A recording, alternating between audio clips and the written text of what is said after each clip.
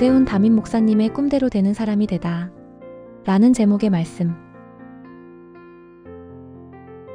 창세기 50장 15절에서 21절까지의 말씀. 요셉의 형제들이 그들의 아버지가 죽었음을 보고 말하되 요셉이 혹시 우리를 미워하여 우리가 그에게 행한 모든 악을 다 갚지나 아니할까 하고 요셉에게 말을 전하여 이르되 당신의 아버지가 돌아가시기 전에 명령하여 이르시기를 너희는 이같이 요셉에게 이르라 내 형들이 내게 악을 행하였을지라도 이제 바라건대 그들이 허물과 죄를 용서하라 하셨나니 당신 아버지의 하나님의 종들인 우리 죄를 이제 용서하소서 하매 요셉이 그들이 그에게 하는 말을 들을 때에 울었더라. 그의 형들이 또 친히 와서 요셉의 앞에 엎드려 이르되 우리는 당신의 종들이니이다. 요셉이 그들에게 이르되 두려워하지 마소서. 내가 하나님을 대신하리이까. 당신들은 나를 해하려 하였으나 하나님은 그것을 선으로 바꾸사 오늘과 같이 많은 백성의 생명을 구원하게 하시려 하셨나니 당신들은 두려워하지 마소서. 내가 당신들과 당신들의 자녀를 기르리이다 하고 그들을 간곡한 말로 위로하였더라. 아멘. 예전에 학교에서 장래 희망을 조사하면 한 반에 꼭 한 명, 두 명은 대통령이 되는 것이 꿈이라고 하였습니다. 아마 여기도 대통령이 꿈인 분들이 몇 분이 계실 거예요. 그런데 요즘 같아서는 참 대통령 되는 것이 마음이 많이 편하지 못한 것 같습니다. 요즘 아이들이, 요즘 친구들이 과연 대통령이 되는 게 꿈일까라는 생각도 갖게 되죠. 오늘 본문에 등장하는 이 요셉은 고난과 역경을 극복하고 그 당시 최고의 강대국이었던 애굽의 총리가 되는 이야기를 담아내고 있는 사람입니다. 이 시간에는 요셉의 인생을 통해서 요셉이 꿈꿨던 진정한 꿈이 무엇인지를 발견하고 또 요셉을 통해서 하나님께서 우리에게 무엇을 말씀하시는지를 함께 살펴볼 수 있는 시간이 되시기를 바랍니다. 요셉은 창세기 30장에서 태어나면서 역사의 한복판에 처음 등장을 하게 돼요. 그리고 한참 뒤에 창세기 37장에서 요셉의 17살 나이 된 그 어린 시절의 요셉이 등장을 하고 있습니다. 그러니까 17세 이전의 요셉은 어떤 사람이었는지가 기록되어 있지 않다는 거예요. 어떤 사람으로 컸는지 또 어떤 일을 경험했는지 우리는 전혀 알 수 없었다라는 거예요. 이는 마치 하나님께서 아브라함을 부르는 장면과도 비슷합니다. 아브라함을 하나님께서 75세에 갈대아 우르에서 나오도록 하셨고 하나님이 주신 약속의 땅으로 가라라고 명령을 하셨어요. 그러니까 아브라함의 75세 이전의 삶은 우리가 알지는 못해요. 하나님이 부르신 그때 새로운 인생이 시작되고 있다는 것을 우리가 알 수 있습니다. 17살 된 요셉의 인생 하나님이 역사 가운데로 불러내셨어요. 75세가 된 아브라함을 하나님께서 부르셔서 역사 가운데로 등장시키셨습니다. 그리고 이제는 새로운 인생으로 이 두 사람을 인도하고 있다는 것을 우리가 알 수 있어요. 우리도 마찬가지예요. 과거에 우리가 어떤 사람이었는지 중요하지가 않아요. 중요한 것은 하나님이 우리를 부르신 그때 그 순간 우리는 새로운 사람으로 새로운 인생으로 살아가고 있다는 것입니다. 여러분들의 삶의 과거는 하나님이 기억하지 않아요. 하나님이 여러분들 주목하시는 것은 무엇이냐? 하나님의 부르심을 받은 그때부터 예수를 영접했던 그 순간부터 하나님은 여러분들의 삶을 주목하시고 여러분들의 삶을 통해서 놀라운 하나님의 계획을 이루고 가고 계심을 믿으시기를 바랍니다. 이런 요셉의 이야기는 창세기 37장부터 또 창세기 마지막 장 50장까지 무려 14장에 걸쳐서 자세하게 생생하게 우리에게 전해지고 있습니다. 여러분, 이 요셉의 이야기는 단 한 사람의 성공의 이야기, 인생 성공 드라마를 우리에게 보여주고 있는 것이 아니라는 것이에요. 창세기의 저자는 이 요셉을 통해서 우리에게 분명하게 말씀을 하고 있다는 것입니다. 이 작은 인물이었던 이 요셉을 통해서 하나님께서 그 원대한 꿈을 어떻게 이루고 가고 계시는지 우리는 알 수 있다라는 거예요. 저와 여러분의 인생도 하나님께서 이러한 모습으로 인도하고 계시다라는 것입니다. 작은 인생인 것 같아요. 별 가치가 없는 인생인 것 같아요. 무의미한 모습인 것 같아요. 그럼에도 우리 하나님께서는 하나님의 꿈을 우리를 통해서 만들어 가고 있다라는 것입니다. 요셉의 첫 시작은 순탄하지가 않았어요. 우리가 잘 알고 있는 것처럼 요셉의 어린 시절은 매우 불우한 인생을 살아가고 있었다는 것입니다. 그 채색 옷을 입고 형들로부터 온갖 시기와 질투와 미움을 당하게 됩니다. 그 형들이 요셉을요 깊은 우물에 던지기도 해요. 그리고 이제는 더 급기야 지나가는 행인에게 이 요셉을 은 20을 바꿔서 팔아 넘깁니다. 요셉이 형들을 향해서 살려달라고, 나를 버리지 말아달라고 애원하고 애원했지만 형들은 그 말에 귀 기울이지 않았어요. 그 요셉을 바라보면서 태평하게 밥을 먹고 있습니다. 여러분, 그 광경을 이렇게 지켜보고 있는 그 어린 요셉의 마음이 오죽했겠습니까? 그 절망스러운 마음이 오죽했겠습니까? 이제는 요셉이 보디발의 집에 팔려가서 종살이를 하게 됩니다. 요셉이 어떻게든 한번 살아보려고 열심히 일을 했어요. 최선을 다해서 일을 했어요. 그런데 돌아온 것은 무엇입니까? 억울한 누명을 받게 되잖아요. 모함을 당하게 되잖아요. 열심히 일한 대가가 그 치욕스러운 누명을 받고 옥에 갇히는 신세가 되고 말았다는 것이죠. 또 옥에 갇힌 요셉의 모습은 어떤 모습이었습니까? 그 감옥에서 요셉은 아주 모범적으로 생활을 했어요. 그래서 관원장들의 눈에 딱 들어서 관원장들의 시종을 들게 되었습니다. 그런데 어느 날 이 관원장 중에 한 명, 술 맡은 관원장이 꿈을 꾸었는데 너무 복잡한 꿈을 꾸었어요. 도저히 해석이 안 돼요. 그러다 그 모습을 보고 있던 요셉이 그 관원장에게 다가가서 그 꿈을 해석해 줍니다. 그래서 관원장이 그 어려움을 이겨내게 돼요. 이 정도 됐으면은 그 관원장이 요셉에게 더 큰 보답을 해줘야 되는데 성경에서는 뭐라고 기록하고 있습니까? 그 관원장이 요셉을 기억지 않고 잊었더라 라고 얘기했어요. 아무도 요셉을 주목하지 않았다는 거예요. 아무도 요셉을 기억하여 주지 않았다는 거예요. 여러분, 요셉만큼 인생의 밑바닥을 경험한 사람이 누가 있겠습니까? 형들로부터 버림을 당했어요. 또 억울한 누명을 당했습니다. 어느 누구도 기억하지 않는, 어느 누구도 주목하지 않는 그런 인생이 되고 말았다는 거예요. 그러나 성경에서는 놀라운 반전의 드라마를 준비해놨어요. 어느 누구도 주목하지 않고 어느 누구도 찾지 않던 요셉을 누가 기억하고 있었을까요? 이렇게 말씀하고 있습니다. 여호와 하나님께서 요셉과 함께 하셨더라. 요셉의 삶의 시간, 자리마다 여호와 하나님께서 요셉과 함께 하셨더라. 이 말씀이 반복적으로 기록하고 있다라는 거예요. 이 말씀이 요셉을 지켜냈습니다. 이 말씀이 요셉을 새롭게 회복시켜 주셨습니다. 이 말씀 때문에 요셉이 그 암울한 자신의 삶의 모습을 이겨내고 영광스러운 자리에 올라갈 수 있었다라는 것입니다. 그 누구도 요셉을 알지 못했어요. 그 누구도 요셉에 대해서 전혀 중요하게 생각하지 않았습니다. 그러나 하나님은 알고 있었어요. 하나님은 요셉을 알고 있었어요. 하나님은 요셉을 기억하고 있었어요.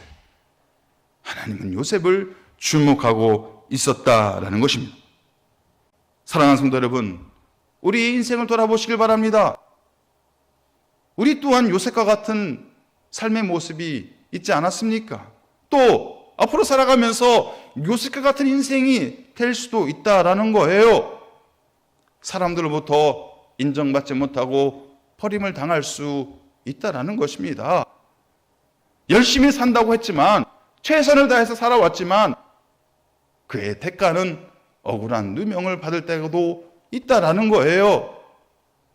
어느 누구도 우리를 주목하지 않고 기억하지 않고 우리를 찾지 않는 그런 외로운 인생이 될 수도 있다라는 것입니다. 그러나 요셉과 함께 하셨던 그 하나님께서 저와 여러분과 함께하고 계심을 믿으시기를 바랍니다.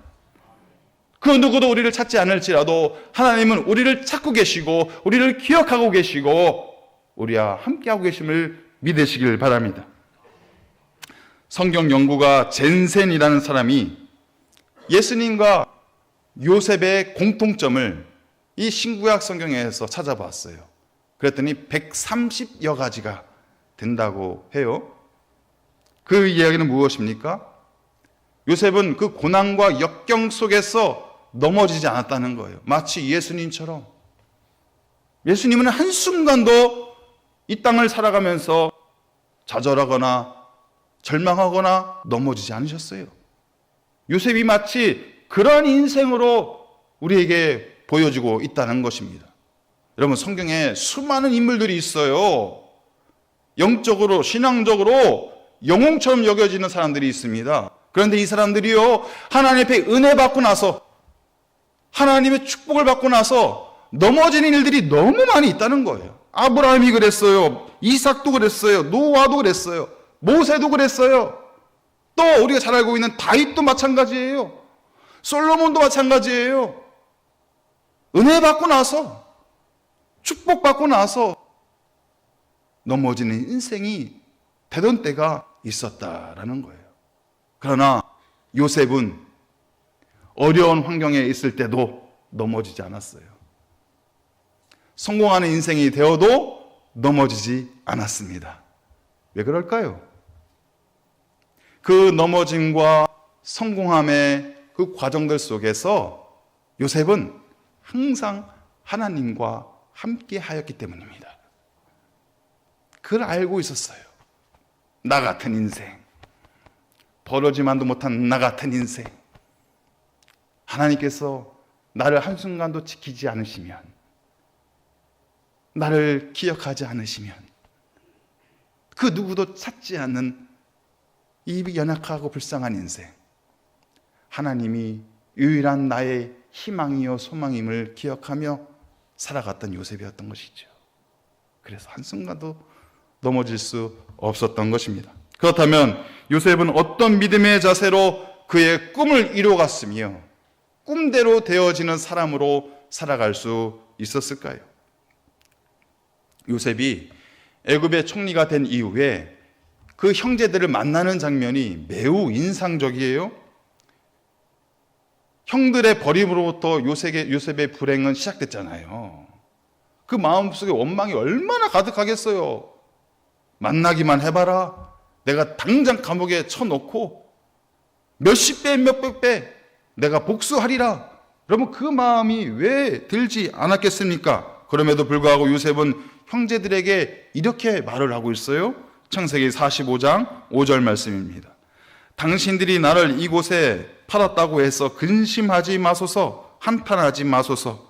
하나님이 생명을 구원하시려고 나를 당신들보다 먼저 보내셨나이다. 그리고 이렇게 덧붙여서 이야기를 해요. 나를 이리로 보낸 이는 당신들이 아니요 하나님이시라.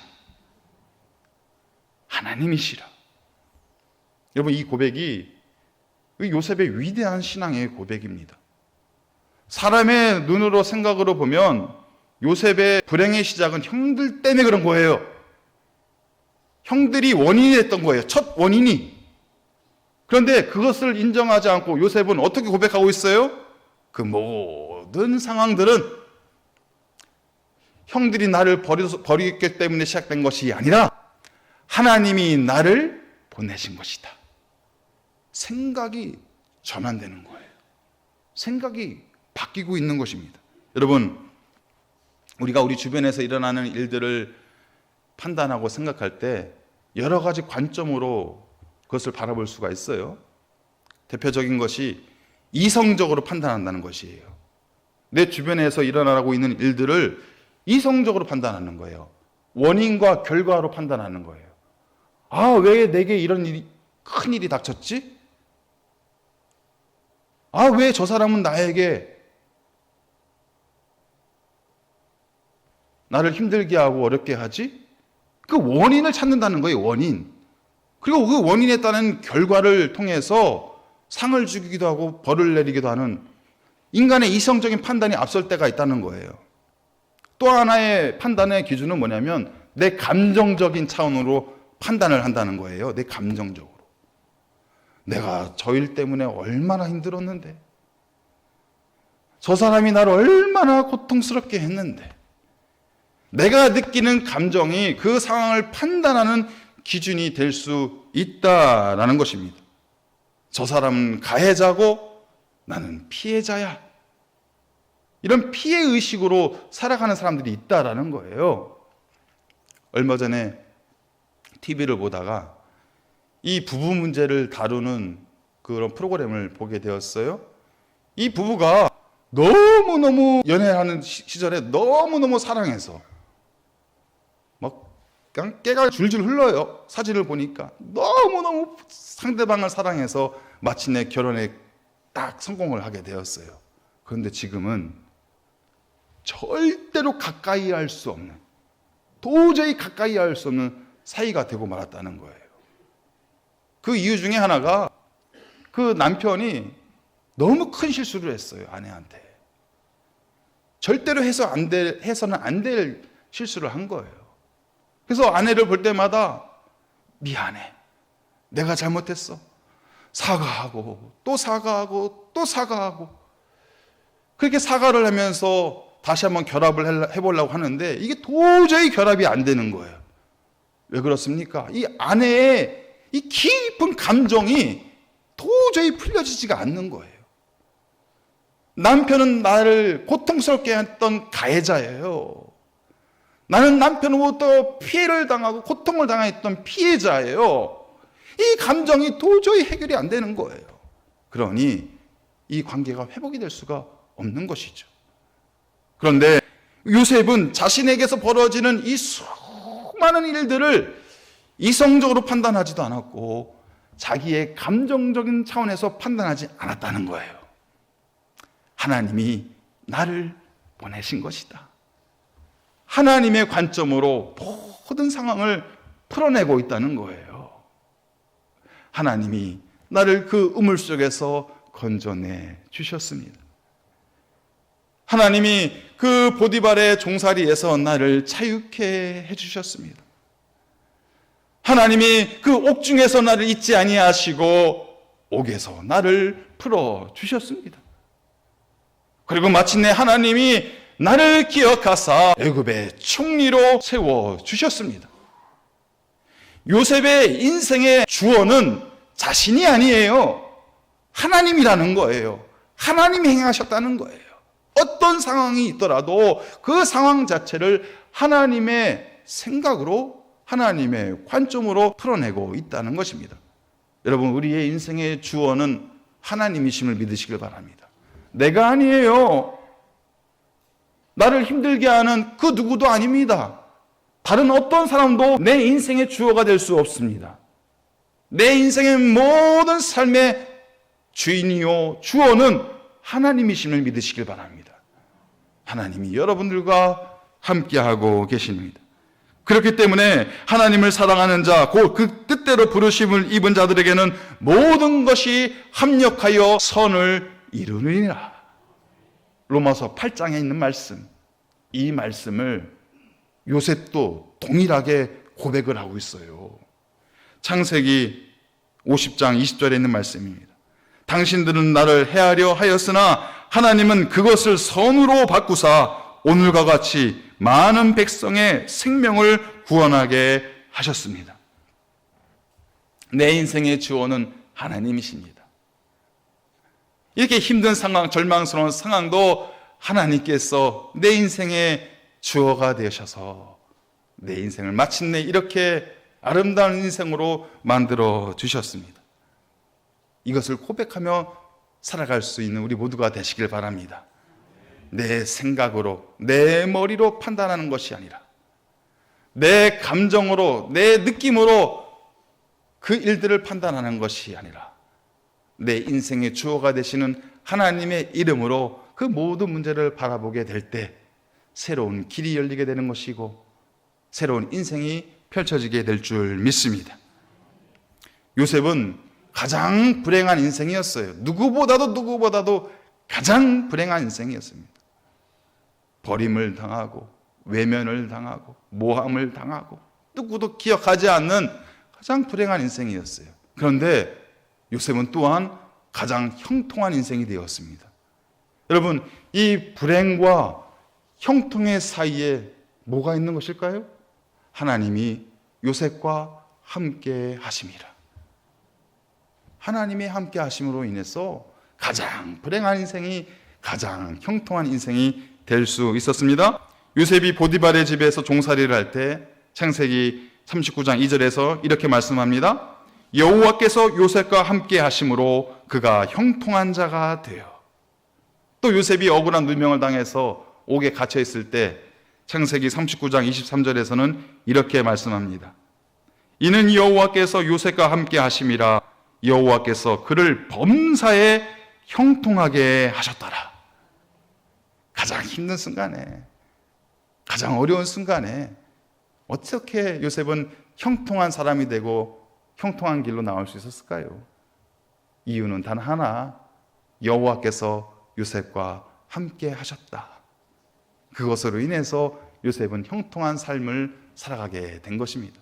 여러분, 이 형통이라는 단어는 히브리어로 짜라흐라는 단어입니다. 이것은 성공하다, 번영하다, 뚫고 지나가다 라는 뜻을 담아내고 있어요. 영어로 표현하자면 이 형통은 good success, 성공인데 그냥 성공이 아니라 좋은 성공이라는 의미를 갖고 있습니다. 요셉은 41장에서 보시면 애굽의 총리가 되어 그리고 창세기 50장까지 애굽의 총리가 된 이후의 시간들을 총 9장에 걸쳐서 소개를 하고 있습니다. 이것이 무슨 의미예요? 요셉의 성공은 한 인간의 성공의 드라마가 중요한 것이 아니라 요셉의 성공을 통해서 하나님의 놀라운 계획이 펼쳐지기 시작한다는 거예요.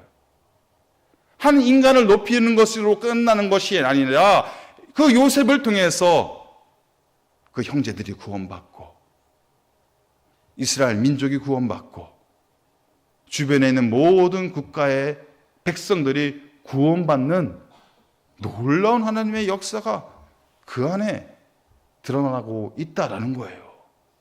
그것을 창세기 9장에 걸쳐서 우리에게 자세하게 알려주고 있습니다. 요셉의 성공은 그냥 성공이 아니에요. 그냥 인생에서 성공했다, 남들이 부러워하는 그 자리에 섰다, 그것으로 끝나는 것이 아니라는 것입니다. 요셉의 성공 이야기는 좋은 성공, 형통한 성공이라는 거예요. 요셉의 형통함, 요셉이 경험했던 그 좋은 성공을 가지고 나만 높이는 것이 아니라 내 이름만 높아지는 것이 아니라 나와 함께 하고 있는 사람들, 내 가족들, 내 이웃들, 내 사랑하는 민족, 나를 아는 모든 사람들에게 그 형통의 은혜를, 축복을 흘려보내고 있다는 거예요. 이것이 그리스도인들이 꿈꾸는 성공, 좋은 성공이 되어야 한다는 것입니다. 여러분, 하나님은 여러분들을 통해서 이 좋은 성공을 통해서 만복의 은혜가, 그 형통의 기쁨이 우리 주변 가운데, 우리 가족들 가운데, 이 나라 이 민족 가운데 흘러가기를 간절히 기대하고 계십니다. 요셉의 형통은 하나님의 꿈이었던 거예요. 그 하나님의 꿈이 요셉의 역할을 통해서, 요셉의 성공의 이야기를 통해서 온 천하에 드러나게 될 수 있었던 것입니다. 그래서 요셉을 이렇게 비유합니다. 샘 곁에 심겨진 무성한 가지다. 여러분, 그 가지가 담장을 넘어서 사방팔방으로 흩어지잖아요. 뻗어나가잖아요. 그것이 바로 요셉의 인생이었다는 거예요. 저와 여러분에게 주시는 하나님의 형통의 은혜, 축복의 은혜는 우리 안에 갇혀져 있는 은혜가 아닙니다. 내가 살아가는 삶의 자리에 그 담장을 넘어서 그 누군가에게 하나님의 그 형통의 소식을 전할 수 있는 복된 삶이 되시기를 바랍니다.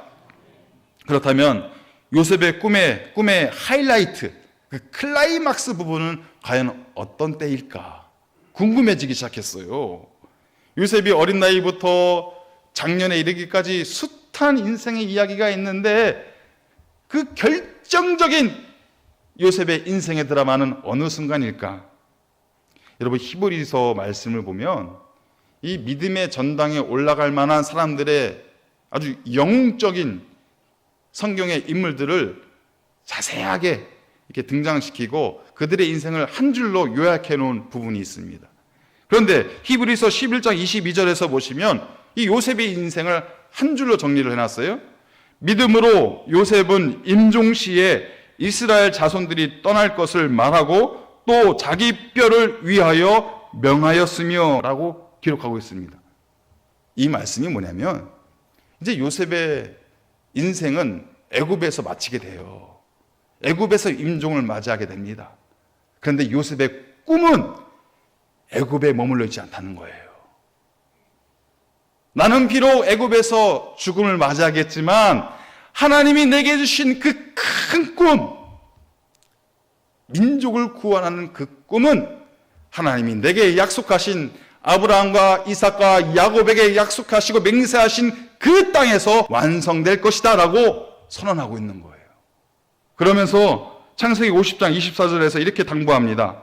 요셉이 그의 형제들에게 이르되 나는 죽을 것이나 하나님이 당신들을 돌보시고 당신들을 이 땅에서 인도하여 내사 아브라함과 이삭과 야곱에게 맹세하신 땅에 이르게 하시리라. 그리고 자신의 유고를 가지고 그 땅으로 나아가라 라고 당부하고 있습니다. 무엇입니까? 우리의 꿈은 이 땅에서 완성될 수가 없어요. 우리의 꿈은 이 땅에서 끝나는 것이 아닙니다. 우리의 꿈은 우리가 죽음 이후에 무덤에 갇히게 되는데 거기서 머물러 있는 것이 아닙니다.